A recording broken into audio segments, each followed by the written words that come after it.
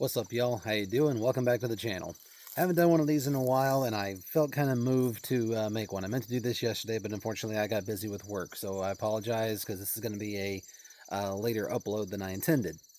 So at the time of filming, yesterday was October 7th. It was the 1-year anniversary of, as we all know, one of the worst terrorist attacks in, well, world history since 9/11, and definitely the worst attack against the city or the state of Israel and the Jewish people since the Holocaust.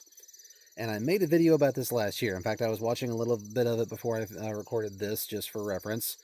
And I mentioned in that video that I have never seen a better example of why the Second Amendment is necessary than when that happened on that awful day. I remember I was glued to my phone. I was absorbing every news story I could find. I was trying to find every single source I could find anywhere to tell me what is going on, what is happening, why is this happening, who's doing it, yada, yada, yada. And I just kept thinking to myself, why weren't these people armed? What if these people had been armed? What if the people in these small towns had been able to see these terrorists coming into their little towns? Because these towns are not that different from the ones that I grew up in. I think I said in that video last year, I may link it down in the description, but I remember saying in that video that my hometown, less than 200 people. There's at least one town in this area. It was featured on a couple of shows a while back. 91 people.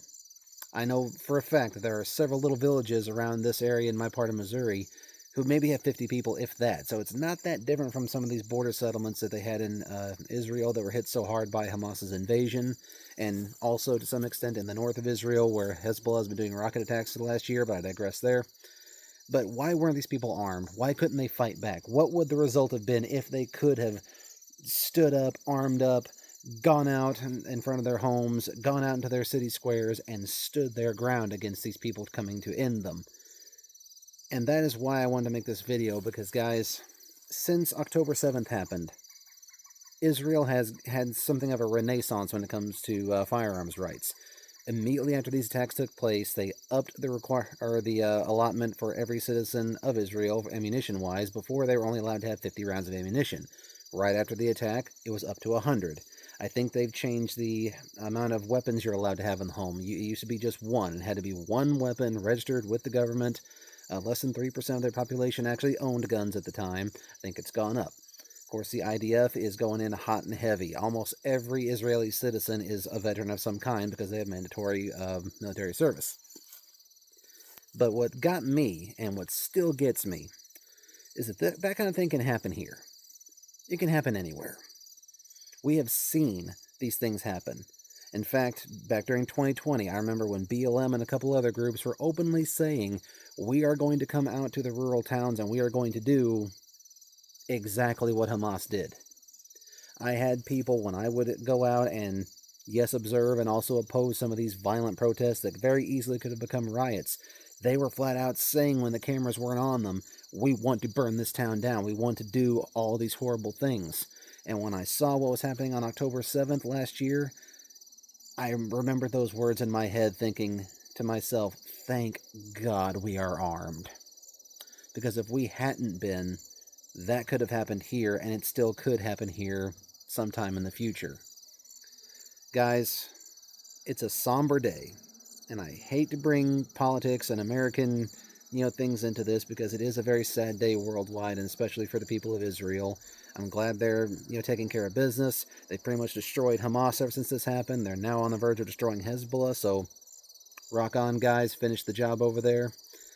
But it really stands to remind us how fragile life is, and just how easily the things we love can be taken away from us if someone is evil enough, and if someone has the resources to do evil things to peaceable people. Jordan Peterson has a very powerful quote, and it sticks with me every time I hear it. I almost come to tears whenever I actually think about the words in this quote, and I may have to paraphrase it. I don't know if I remember it exactly, so bear with me. How does it go again? A soft man is not a good man. If you are not capable of extreme violence, then you cannot call yourself a man. Yes, you should be peaceful. You should not go out and enact violence against people who don't deserve it. But you should be capable of it. you should be capable of being a monster. Because monsters do exist, people. Monsters are out there in our world, and they're just waiting for an excuse. They're waiting for us to show weakness. They are waiting, and they are watching these places. Like, say, I don't know, gun-free zones, where 98% of mass shootings happen. They go out and they attack the places that they know we can't defend. Look up where all these heinous acts have happened in our country for the last 20-odd years. It's always places that we can't defend, where we are not allowed to go in and be the protectors that we are supposed to be. I've gone off on a tangent, but I just feel moved to say this because, guys, if an October 7th incident happens here, and actually after it happened, I had people reach out to me, people that had gone off on me for years about, why do you train so much? Why do you have all this gear? Do you really think you're ever going to be able to do that or have to do that? Yada, yada, yada, whatever. And they're asking me, how do I put a plate carrier together? How much ammo should I have? You know what? I just saw what happened. I'm going to put a rifle together, a tactical rifle. What should I put on it? What should I have? What should I carry?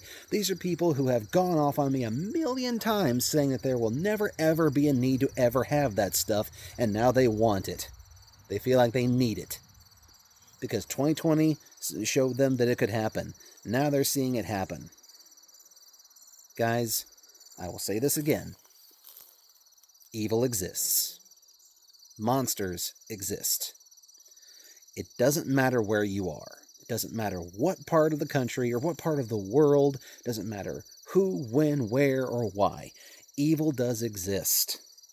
And good people who train to defend ourselves, to defend our homes, to defend our loved ones, the people and the things that we care the most about, we desperately hope that we never have to use those skills. I tell my students all the time in almost every class, this is the most expensive, the most time-consuming, and the most rigorous skill that you can develop that you will hopefully never, ever, ever have to use. Think of all the skills you've ever obtained in your life. Think of all the training you've put into your hobbies, the things you like, the skills you're accumulating for work or just for personal use, whatever. It's always something you want to use. What I am about to teach you is something that I hope, and you should hope, that you never, ever have to use. But the fact remains that you might have to. Events like October 7th, like Charlie Hebdo, like the recent event we had at Appalachia High School in Georgia, like all the evil, unfortunate, dastardly events that have happened over the last few years have all shown us evil exists. It is out there. Evil people do exist, and they will come for you. The question is, will you be able to stand up and defeat them when they do? And again, I applaud Israel for everything that they're doing. They put all the politics and the religious crap, all that BS aside. The fact remains that 1,200 people were brutally murdered by a genocidal terrorist group. Kind of like what happened to us on 9/11. And when they did it to us, we went over and we ended 2 countries. For 20 years, we went all over the world in every crap hole you can find, and we pulled triggers and we stacked bodies because we were avenging our people. And you can't fault Israel for doing the same thing, because when you put all the political BS aside, it was still an attack where civilians were massacred, where their people were violated, and they are getting their comeuppance. They are going out there and they're taking revenge on the people that did that to them. They are defending themselves and their right to exist, just like we do here in the United States when we exercise our Second Amendment rights, when we keep, bear, and train with our arms, because even though we desperately hope that we will never ever have to use them, the day may come when we might have to. That could be defending ourselves. That could be defending our home against a home invader. That could be defending our business against someone coming to take away our livelihoods. That could be defending our city against a hostile force or even a domestic force, against people who want to destroy what we love and what we believe in. And that is why we can never, ever allow that right to be taken away from us.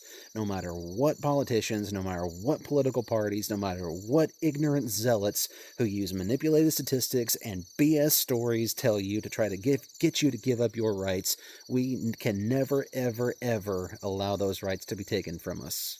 Because the minute we do, we are not citizens anymore. We become peasants. And the most cursory glance at any of the history, especially of the 20th century, but any history whatsoever, when the powers that be disarm their peasantry and they allow evil to rule, it never ends well. Ever. Not once. I've tried to keep from going off on tangents, but you can tell this is something I get fired up about. And I just felt moved to make this video. I hope you guys enjoyed it. I hope you stay informed, stay armed, stay frosty, my friends.